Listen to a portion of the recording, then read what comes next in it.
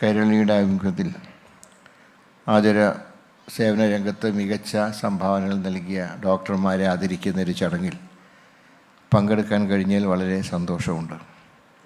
ഈ മേഖലയിൽ പ്രവർത്തിക്കുന്ന പ്രഗത്ഭരായ ഡോക്ടർമാരെ അനുമോദിക്കുക എന്ന് പറയുമ്പോൾ തീർച്ചയായിട്ടും അതിനൊരു പ്രാധാന്യമുണ്ട്. കാരണം കേരളത്തിൻ്റെ ആരോഗ്യ മേഖല എന്ന് പറയുമ്പോൾ നിങ്ങൾക്കറിയാം, പൊതുമേഖലയും സ്വകാര്യ മേഖലയൊക്കെ അടങ്ങിയതാണ് കേരളത്തിലെ ആരോഗ്യരംഗം എന്ന് പറയുന്നത്.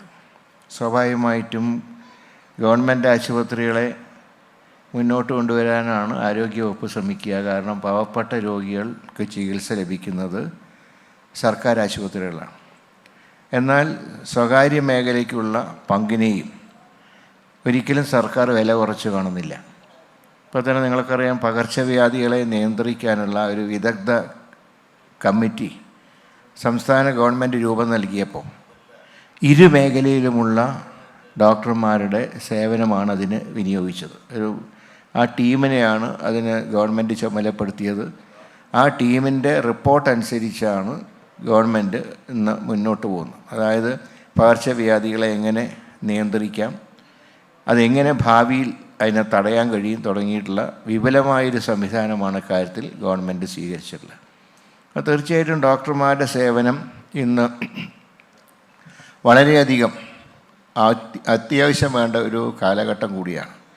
ഇനിയിപ്പോൾ മഴക്കാലം ആരംഭിച്ചു, മിക്കവാറും പകർച്ചവ്യാധികളുടെ വരവുണ്ടാവും. അപ്പോൾ അതിനെയൊക്കെ നിയന്ത്രിക്കാൻ എല്ലാവരുടെയും സഹായ സഹകരണങ്ങൾ ഗവൺമെൻറ്റിന് ആവശ്യമാണ്. അതോടൊപ്പം തന്നെ സർക്കാർ മേഖലയിൽ ഇപ്പോൾ നേരത്തെ ഡോക്ടർ ജയകുമാറിനെ ഇവിടെ അഭിനന്ദിച്ചപ്പോൾ അദ്ദേഹം സർക്കാർ മേഖലയിൽ ജോലി ചെയ്യുന്നൊരു ഡോക്ടറാണ്. തീർച്ചയായിട്ടും ഗവൺമെൻറ് ആശുപത്രികളിൽ ഇതുപോലുള്ള ഡോക്ടർമാരുടെ സേവനം ഞങ്ങൾക്ക് വളരെയധികം ഈ വകുപ്പിന് കാര്യമായിട്ടുള്ള സംഭാവനകൾ നൽകുന്നുണ്ട്.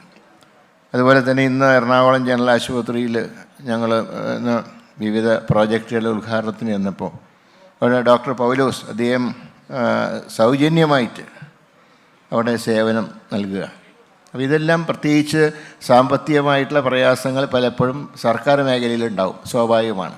പക്ഷേ എങ്കിലും ഇതുപോലുള്ള ഡോക്ടർമാരുടെ സേവനം സർക്കാർ മേഖലയ്ക്ക് നൽകുന്ന കരുത്ത് ചില്ലറയല്ല.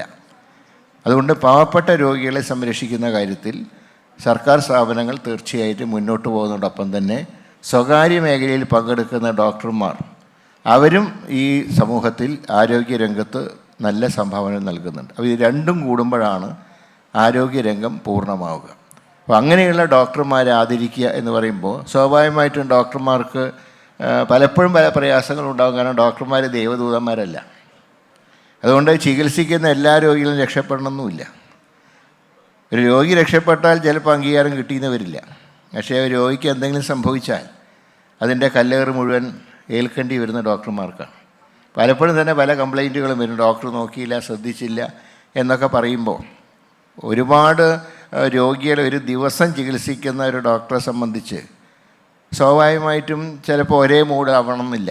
ഇപ്പം ഞങ്ങളൊക്കെ പൊതുപ്രവർത്തകരായുള്ള ഞങ്ങൾക്ക് തന്നെ ഒരു പരിധി കഴിയുമ്പോൾ, ആളുകളുടെ എണ്ണമൊക്കെ ഒരു പരിധി കഴിയുമ്പോൾ ഞങ്ങളും ചിലപ്പോൾ ഞങ്ങളുടെ നില തെറ്റാറുണ്ട്. പിന്നെ രാഷ്ട്രീയമാണ്, ഇലക്ഷനെക്കുറിച്ചൊക്കെ ഓർക്കുമ്പോഴാണ് അത് സഹിക്കാനുള്ള കരുത്ത് ഞങ്ങൾക്ക് കിട്ടാറ്. പക്ഷേ ഡോക്ടർമാർക്ക് അങ്ങനെയല്ല. ഓരോ ഓപ്പറേഷനും വളരെ ശ്രദ്ധിച്ച് ചെയ്യണം. കാരണം മനുഷ്യൻ്റെ ജീവൻ അവരുടെ കയ്യിലാണ്. അപ്പം അങ്ങനെയുള്ള ഡോക്ടർമാർക്ക് കഴിവുള്ളവരെ അംഗീകരിക്കുക എന്ന് പറയുമ്പോൾ അത് സമൂഹത്തിൻ്റെ ചുമതലയാണ്.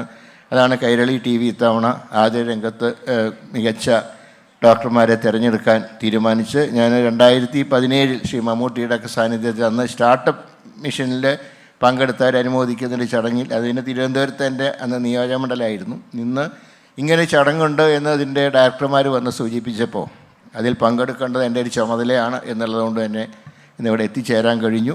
നിങ്ങളുടെ ഡോക്ടർമാരെ സേവനം ഭാവിയിലും കേരളത്തിൻ്റെ ആരോഗ്യരംഗത്തിനുണ്ടാകണം.